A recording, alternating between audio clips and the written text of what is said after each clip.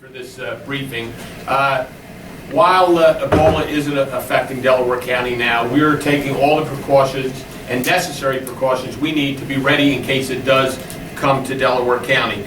We're taking this very seriously, and we're preparing for it very seriously with all the stakeholders. Earlier in the week, we met with, we formed the Ebola and Infectious Task Force. People from the medical profession, educators, first responders, and there were some other people that have a direct impact on what would happen if Ebola hit Delaware County. Secondly, we've asked Mark Gale from the Chief Executive Officer of the Philadelphia Airport to meet with us this morning in our council chambers room to give us an update on the procedures that are going on with the Philadelphia Airport when it relates to the Ebola. He has indicated that the CDC is present at the airport. They do have an active quarantine station. There's always been a quarantine station for the last 7 years.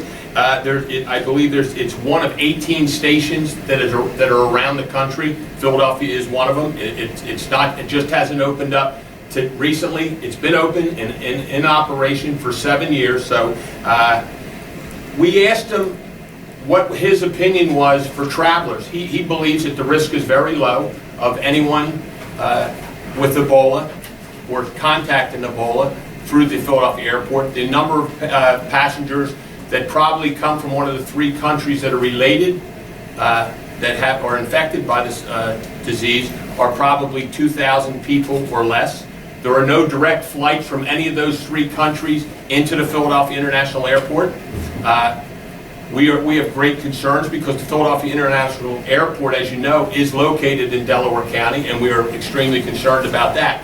As far as the procedures for in case of an emergency or someone were to come into the Philadelphia Airport that they believed had Ebola, that they did go through some updated training on some signs, some interviews. If someone first is interviewed and they believe that they have signs, either a fever or different signs that they're looking for, they will then go to another station where they will have an extensive interview and possibly their temperature will be taken. And if they believe that they are at risk at that point, they will contact the Philadelphia EMS, who is in charge of that operation. So any of the emergency operations, should there be a patient or a passenger come into that terminal that they believe has Ebola, that it will be handled by the Philadelphia Police Department, the Philadelphia Fire Department, and the Philadelphia EMS because they have jurisdiction over the international airport.